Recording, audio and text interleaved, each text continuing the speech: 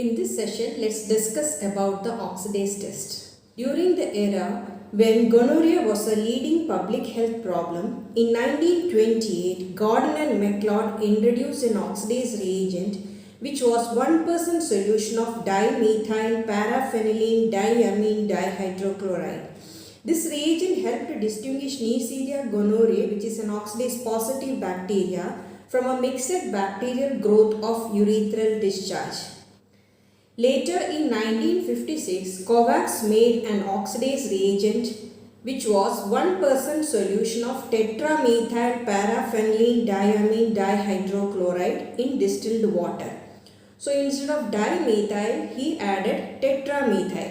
This gave a quicker reaction and the sensitivity was also very high. The Haemophilus species, which was oxidase negative with Gordon and MacLeod's reagent, became positive with Kovacs reagent. This reagent is routinely used in all the laboratories today. At the same time, Gaby and Hadley developed indophenol oxidase reagent, which has actually got two reagents, that is reagent A, which is 1% alpha naphthol in 95% ethanol. Reagent B, which is 1% para-amino dimethyl aniline oxalate. This test was useful in situations where the bacterial colony was not available and if we had to detect oxidase positive organisms from broth cultures. In 1981, Fowler and Schleifer noticed that 1% solution of Kovacs reagent failed to detect oxidase enzyme in gram-positive cocci because the cell wall of gram-positive cocci is very thick due to the multiple layers of peptidoglycan. So they modified the oxidase test by increasing the concentration of Kovacs reagent to 6% and by adding dimethyl sulfoxide, which increased the permeability of the cell wall, thus allowing the entry of the reagent into the bacterial cell. This reagent can be impregnated in filter paper discs and stored in the refrigerator. They are also called microdase discs. Now, what is the principle of oxidase test? In the electron transport chain of some aerobic bacteria, there is an enzyme called cytochrome C oxidase which oxidizes cytochrome C. The oxidase test detects the presence of this enzyme in the bacteria. Here oxidase reagent acts as an artificial electron acceptor for the enzyme cytochrome C oxidase. The reagent gets oxidized and forms a colored compound called indophenol blue.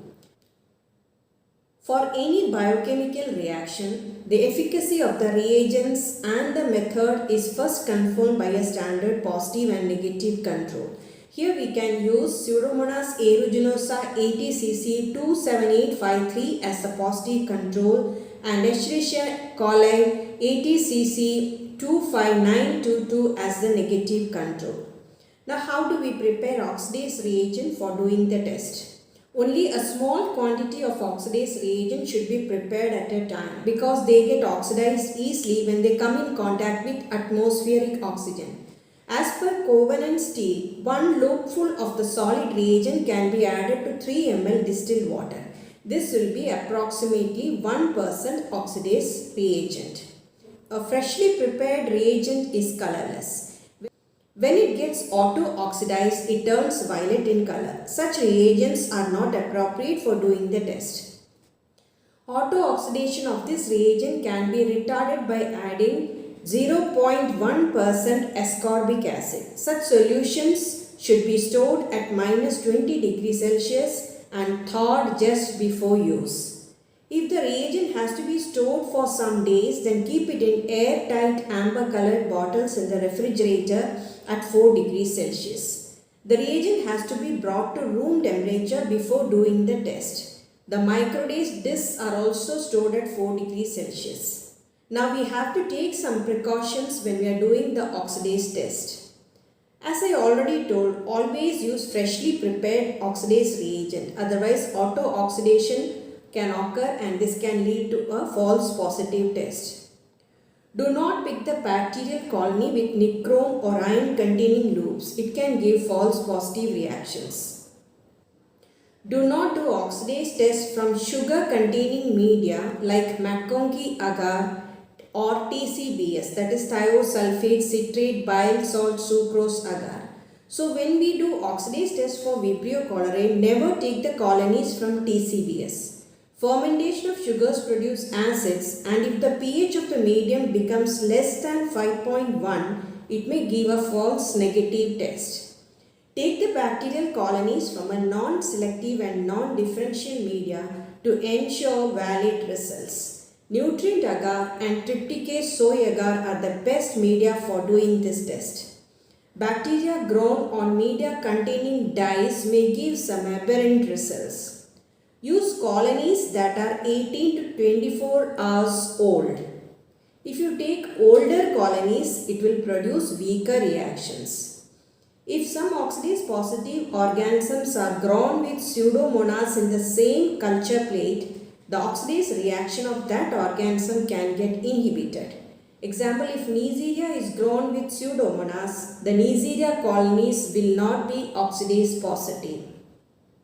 The result of an oxidase reaction has to be interpreted within 10 seconds when done with bacterial colonies and within 30 seconds when it is done with broth culture.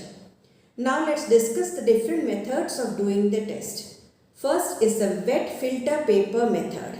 Take a small strip of Wortmann number 1 filter paper and place it on a clean glass slide. Using a dropper, pour freshly prepared 1% solution of Kovacs oxidase reagent over it. Pick a bacterial colony using a glass rod or a wooden applicator and smear it on the wet filter paper. Oxidase positive organisms will turn purple in color within 10 seconds. If the purple color develops after 30 seconds but within 1 minute, such a reaction is called delayed oxidase reaction, which is usually shown by Burkholderia species. Next method is the plate method. Here pour some drops of oxidase reagent into the bacterial colonies in a culture plate. The bacterial colony of oxidase positive organisms will turn purple. This test was once done to detect gonococci from a mixed bacterial growth of urethral discharge. Disadvantage is that the viability of the organisms will be lost by this method. Next method is the dry filter paper method.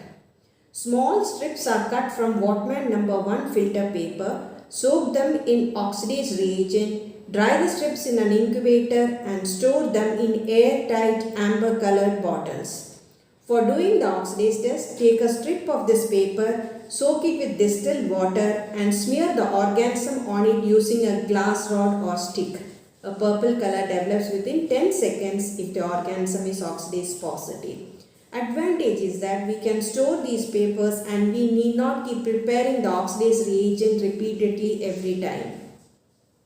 Next is the swab method. Dip a sterile cotton swab into the oxidase reagent and then touch the colony with the swab. The cotton turns purple within 10 seconds if the organism is oxidase positive. Next method is a modified oxidase test. It is also called microdase test.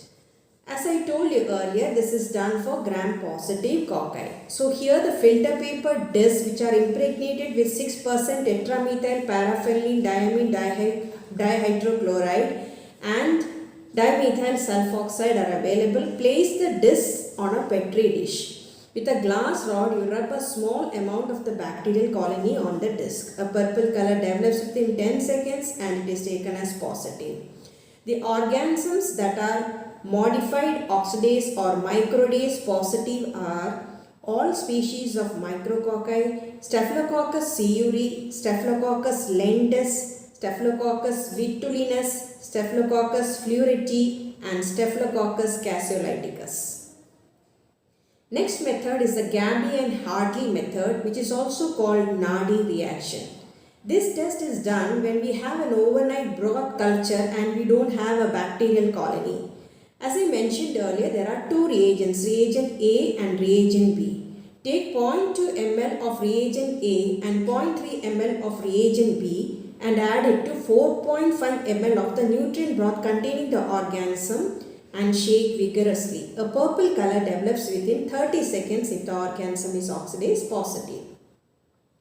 Next method is the Dhar and Johnson method. This is for doing oxidase test for Chromobacterium violation. The organism is already violet in color.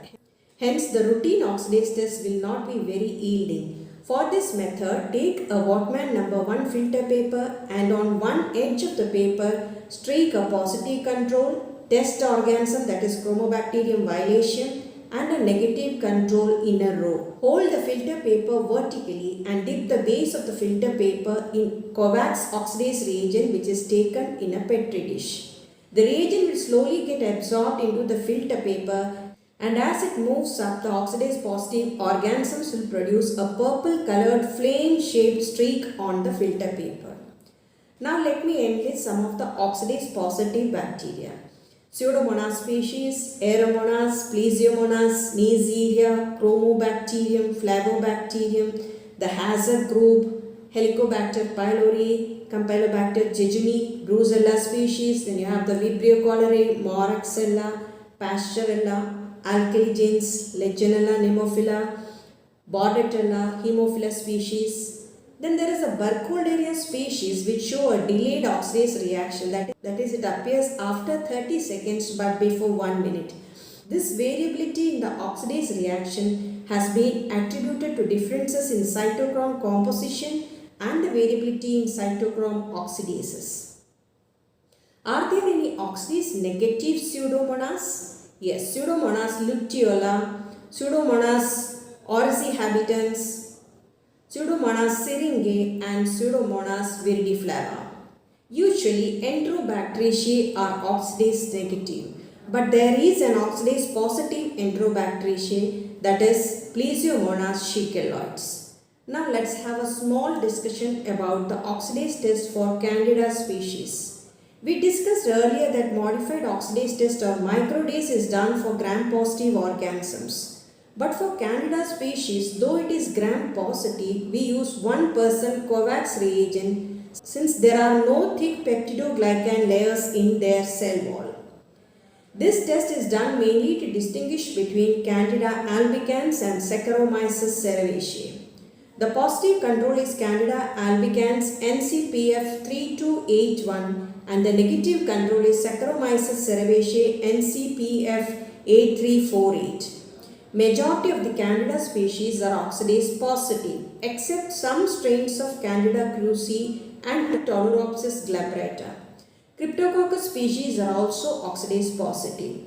But Candida species are not consistent in this reaction. It is seen that Candida albicans will give positive result when grown on chocolate agar, but they give negative results when they are grown on Sebrott's dextrose agar, maybe due to the sugar content and the acid pH.